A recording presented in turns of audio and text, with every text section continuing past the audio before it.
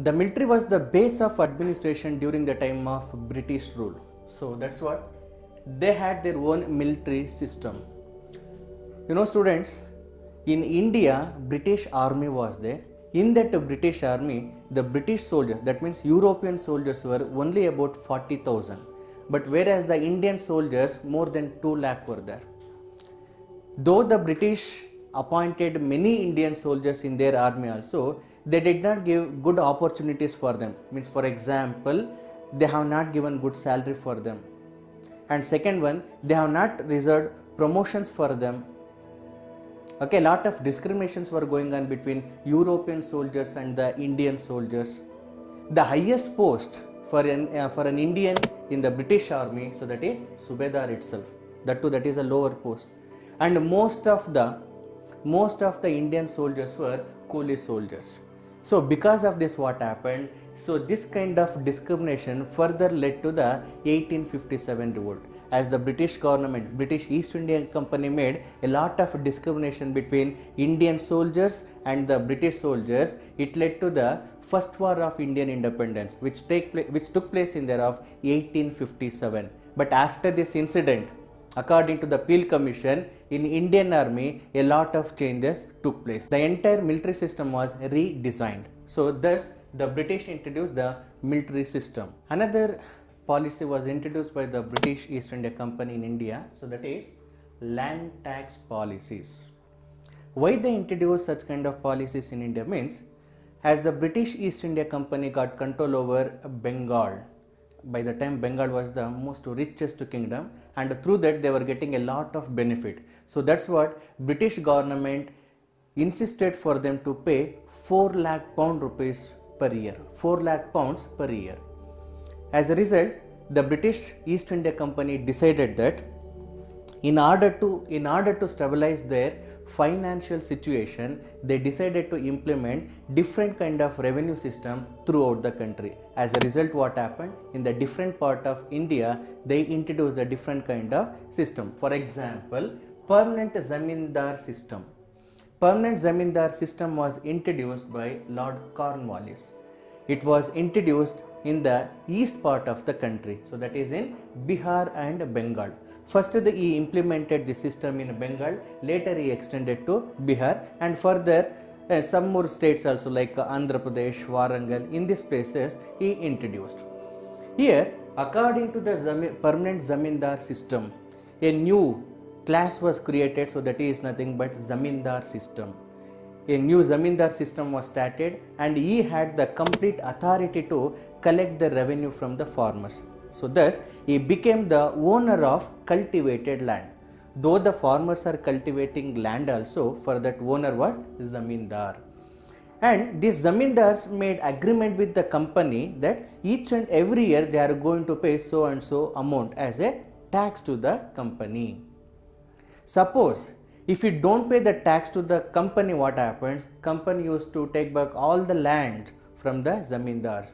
So for this purpose, zamindar started exploitation over the farmers. For example, during the time of famine, during the time of flood, they wanted to pay the tax. Compulsory, they wanted to pay the fixed tax. Here one thing we have to observe, that company what tax it has fixed, than that more was collecting by the zamindar. So with the retained amount what is there, with the help of that, he used to lead the lust and luxurious life. So thus zamindars became very stronger during this time, and the British and the zamindars, only these two members got the more benefit from this system, but whereas the farmers, they suffered like anything.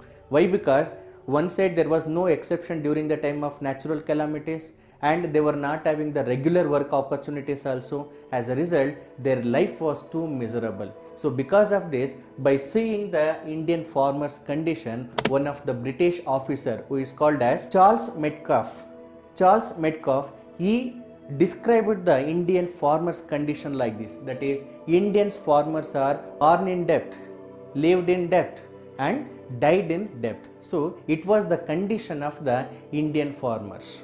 Okay, so such kind of land tax policy called as permanent zamindar system was introduced by Lord Cornwallis. Like permanent zamindar system, another system was introduced in the middle part and west part of India, so that is Mahalwari system. This Mahalwari system was introduced by R.M. Bird and James Thomson.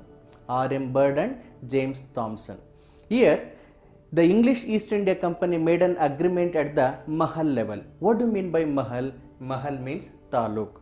In a taluk, many zamindars were there. Even they had plenty of lands, and many big farmers were there and small farmers were there and many laborers were there. Okay, so with them the company made an agreement. According to that agreement, they used to pay the fixed tax in a year. But here the British East India Company officials, they used to fix more tax.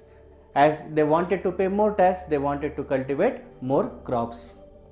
Okay, now so because of this, what happened, there was a great exploitation over, including over the zamindars, big farmers and the small farmers.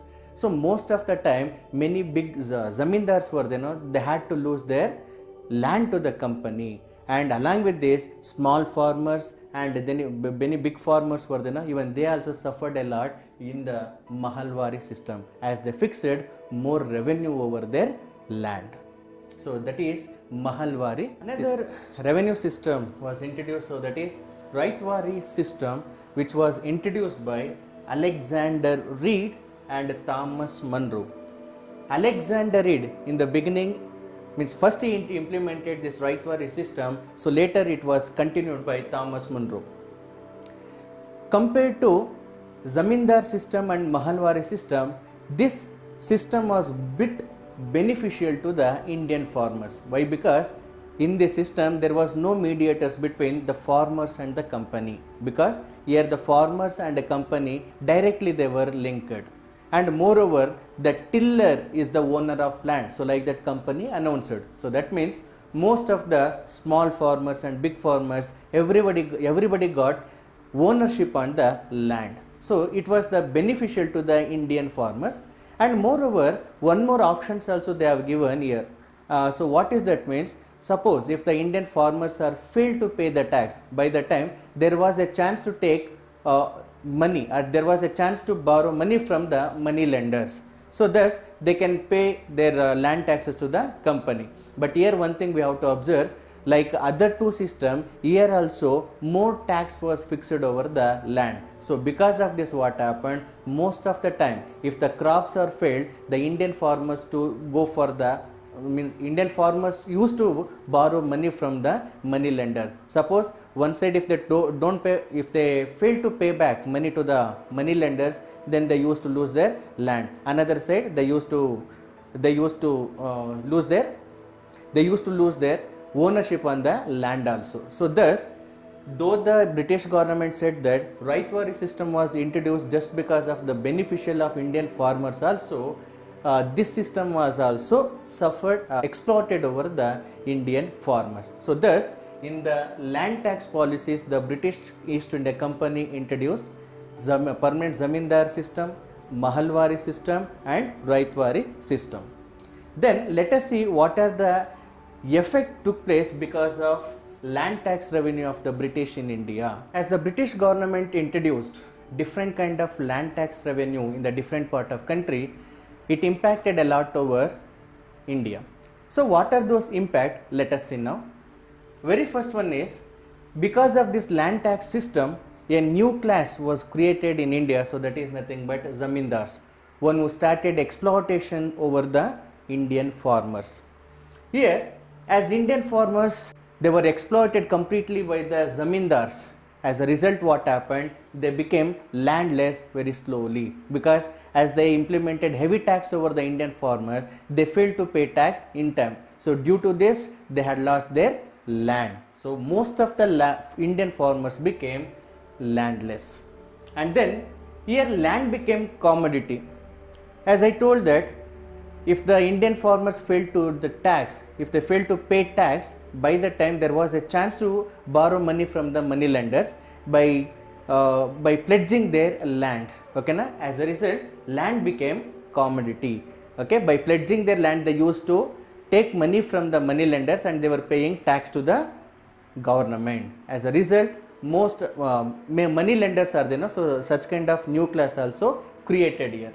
And mortgaging the land, most of the zamindars, as they made agreement with the English East India Company, if they failed to pay tax, by the time also they used to mortgage their land to the company. So that means they used to sell their land, or they used to lose their land to the company itself.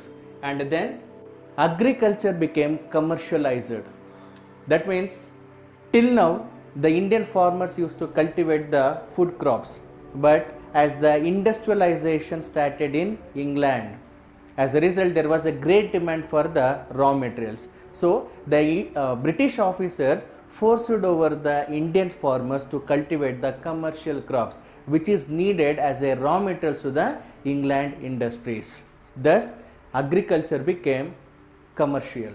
And finally money lenders became very stronger, as the Indian farmers, when they failed to pay tax to the company, by the time they used to pledge their land to the money lenders and they used to borrow money. And most of the time the Indian farmers, they failed to take back that land from the money lenders. So thus money lenders became very strong. So these are the effects of British land tax system in India. ನಾವು ಮಾಡ್ತಾ ಇರೋ ವಿಡಿಯೋಗಳು ನಿಮ್ಗೆ ಇಷ್ಟ ಆಗಿದ್ದಲ್ಲಿ like ಮಾಡಿ, share ಮಾಡಿ, subscribe ಮಾಡಿ. ಪಕ್ಕದಲ್ಲಿರೋ ಬೆಲ್ ಐಕನನ್ನು ಕ್ಲಿಕ್ ಮಾಡಿದ್ರೆ ನಾವು ಮಾಡೋ ವಿಡಿಯೋಗಳ ನೋಟಿಫಿಕೇಶನ್ ನಿಮಗೆ ಮೊದಲು ಬರ್ತದೆ. ಯಾವುದೇ ರೀತಿ ಸಂದೇಹಗಳಿದ್ರೆ ಕಮೆಂಟ್ ಸೆಕ್ಷನಲ್ಲಿ ತಿಳಿಸಿ. ಹಾಗೆ ಈ ತರಗತಿಗಳು ಹೆಚ್ಚಿನ ವಿದ್ಯಾರ್ಥಿಗಳಿಗೆ ತಲುಪುವಂತೆ ಶೇರ್ ಮಾಡಿ.